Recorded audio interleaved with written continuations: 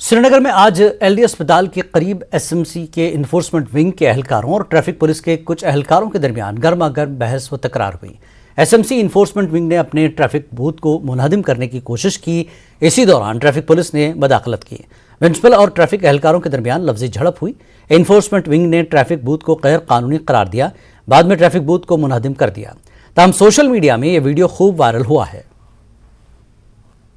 इसका वीडियो चल रहा था, बोल रहा है कि पुलिस बोल रही है इसको दिखाओ। ये हमारी पुलिस है सर, इन्होंने खुद तोड़ा,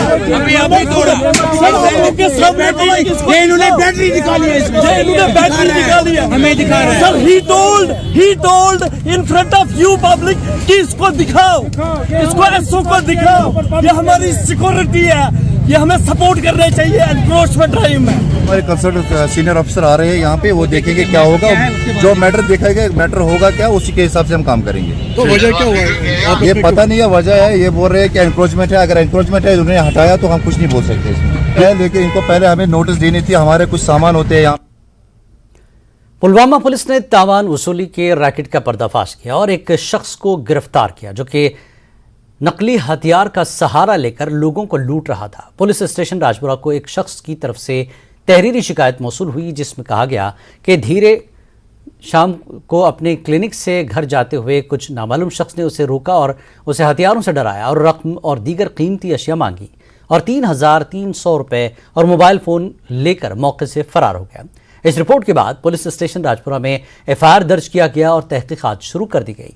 तफ्तीश के दौरान मुतादिद अफराद को पकड़ा गया जिनमें से एक की शिनाख्त बेलो पुलवामा के रहने वाले आदिल डार वल्द यूसुफ डार के नाम से की गई है, जिससे पेशेवराना तौर पर पूछगछ की गई है, जिसने इंकशाफ किया कि उसने खिलौना पिस्तौल के जरिए जुर्म अंजाम दिया।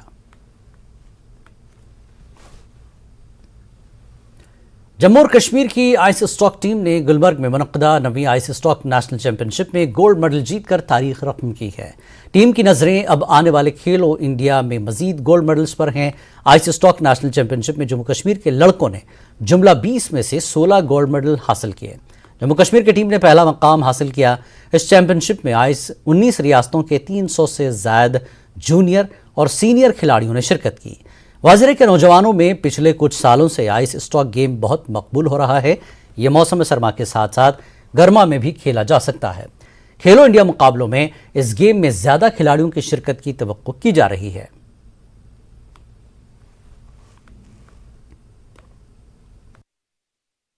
पहले तो वहाँ गुलमर्ग में मोर देन 300 स्टूडेंट्स आए थे, अलग अलग स्टेट से आए थे और बहुत टफ कंपटीशन हुआ वहाँ पे। अलग अलग स्टेट के बच्चे आए थे वहाँ पे और इसमें 3-4 इवेंट होते हैं, टीम गेम जैसे टीम डिस्टेंस, और एक टीम में 4 प्लेयर्स होते हैं और इनको हर एक इवेंट में पार्टिसिपेट करना होता है अलग अलग। जैसे हमारी फर्स्ट रैंक आई, हमने फाइनल जीता गुजरात के साथ। दूसरी इवेंट में हमने पंजाब के साथ जीता।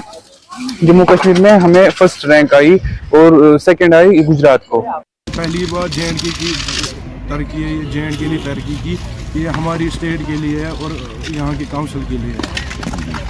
कंपटीशन तो दिन ब दिन बढ़ रहा है, सारी स्टेट्स के पास वो ट्रेनिंग ले रहे हैं और हमारा जे.एंड.के पहले हम शुक्रिया करना चाहते हैं अपने इरफान सर का जो हमें यहाँ पे ट्रेनिंग कराते हैं। बहुत सारी स्टेट से लोग आए थे जैसे चंडीगढ़, राजस्थान, उड़ीसा, और अल्हम्दुलिल्लाह वहाँ पे हमने बहुत अच्छा खेला। सारों ने अच्छा खेला, इवेंट भी बहुत अच्छे से हो गया और जे.एंड.के टीम की अल्हम्दुलिल्लाह रैंक फर्स्ट आई उधर पे। आने वाले दिनों में हमारा नज़दीक तर जो कंपटीशन है वो खेलो इंडिया आने वाला है और Jammu and Kashmir not now वो पिछले IS के 7-8 महीने से ट्रेनिंग कर रहे हैं, क्योंकि ये स्पोर्ट्स तो है विंटर का, बट आप इसको ट्रेन समर में भी कर सकते हो। जस्ट आपको एक प्लेट चेंज करना पड़ता है।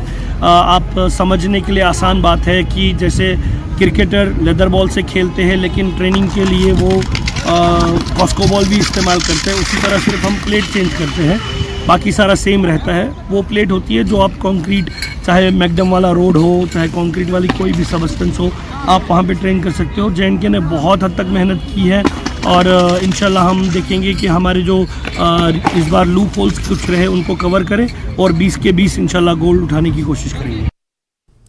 सयाहती मकाम गुलबर्ग में इस साल भी बर्फ से तराश कर इग्लो कैफेटेरिया का एक अनोखा शाहकार तख्लीक किया गया है। कहा जा रहा है कि ये एशिया का सबसे ऊंचा फनपारा और शाहकार है। ये फनपारा मुल्क भर के सयाहों और मकामी सैलानियों की तवज्जो का मरकज बना हुआ है। टंगभर से ताल्लुक़ रखने वाले एक मकामी ने इग्लू कैफेटेरिया बर्फ से तराशा है। इस इग्लू का इफ्तिताह गुलमर्ग डेवलपमेंट अथॉरिटी के चीफ एग्जीक्यूटिव अफसर व केबल कार के मैनेजिंग डायरेक्टर गुलाम जिलानी जरगर ने किया है।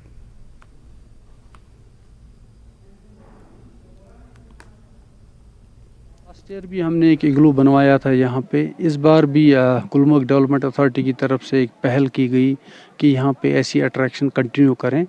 उस ज़मीन में हमने जो लैंड है उसको आउटसोर्स किया, एक कंट्रैक्टर को हायर किया और हमने यहाँ पे इग्लू बनवाया। एक जगह है गुलमर्ग में, एक इग्लू है जहाँ स्नो इग्लू, इतना beautifully decorated, it's a very nice cafe.